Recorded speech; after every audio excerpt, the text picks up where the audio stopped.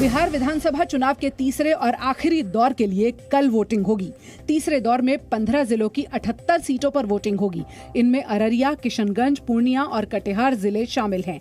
78 सीटों पर कुल 1204 उम्मीदवार मैदान में हैं। तीसरे दौर में 2,35,54,071 मतदाता वोट डालेंगे। बिहार में तीसरे चरण की वोटिंग से पहले आरजेडी नेता अब्दुल बारी सिद्दीकी ने प्रधानमंत्री नरेंद्र मोदी पर विवादित बयान दिया है।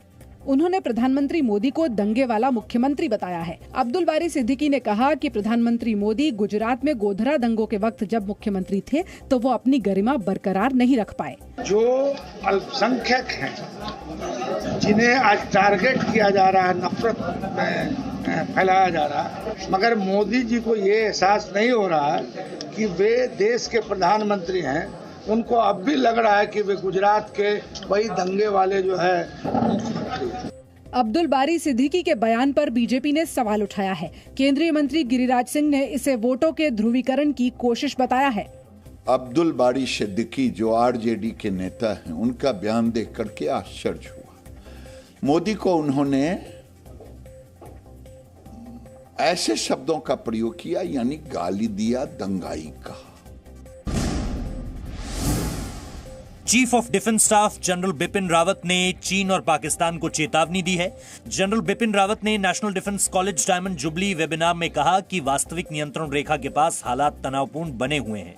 उन्होंने कहा कि भारत का रुख स्पष्ट है और एलएसी पर कोई भी बदलाव स्वीकार नहीं किया जाएगा।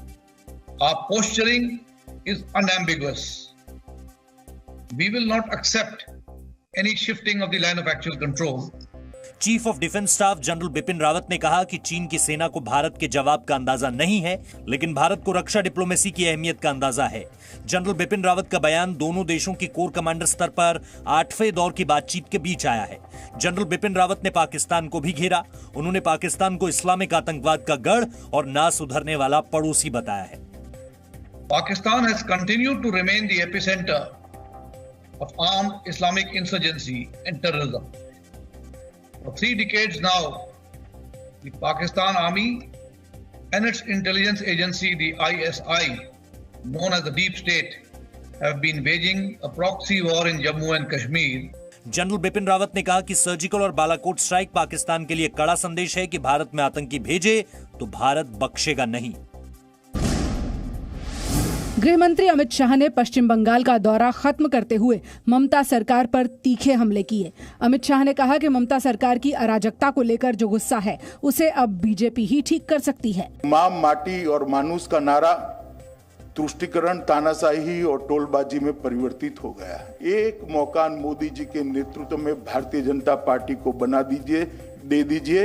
हम 5 साल में सोनार बांग्ला बनाने का आपको वादा करते हैं। मुख्यमंत्री ममता बनर्जी के पश्चिम बंगाल सरकार को अस्थिर करने के आरोप पर अमित शाह ने कहा कि इसकी जरूरत नहीं पड़ेगी।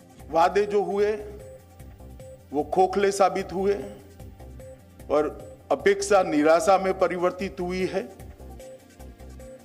और आशा सरकार के प्रति क्रोध और गुस्से में तब्दील हो गई। इससे पहले गृह मंत्री अमित शाह अपने दौरे के आखिरी दिन दक्षिणेश्वर काली मंदिर पहुंचे और वहां पूजा अर्चना की। जम्मू कश्मीर के पंपोर की मुठभेड़ में सुरक्षा बलों ने लश्कर के 2 आतंकियों को मार गिराया। तीसरे आतंकी ने सरेंडर कर दिया। मारे गए दोनों आतंकी पाकिस्तान के रहने वाले थे, जबकि सरेंडर करने वाला आतंकी सुल्तान मीर पंपोर का ही रहने वाला था। दोनों आतंकियों के मारे जाने के बाद सुल्तान मीर ने राइफल रख दी और खुद को सुरक्षा बलों के हवाले कर दिया।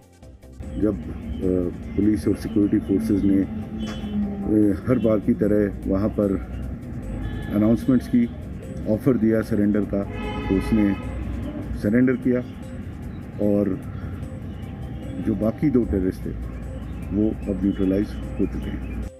पंपोर के लालपुरा में ये मुठभेड़ कल शाम शुरू हुई थी। आतंकियों की फायरिंग में एक नागरिक की मौत हो गई थी। वहीं अनुच्छेद 370 की बहाली के लिए नेशनल कॉन्फ्रेंस अध्यक्ष फारूक अब्दुल्ला और उमर अब्दुल्ला ने आज जम्मू में रैली की। उमर ने कहा, कश्मीर में अमन 370 की वापसी से ही लौटेगा। सबसे बड़ा नुकसानदेह अगर फैसला जम्मू कश्मीर के लिए लिया गया है वो 5 अगस्त 2019 का फैसला था। आज हम अपनी जमीनों पे भी सही तरीके से सलाह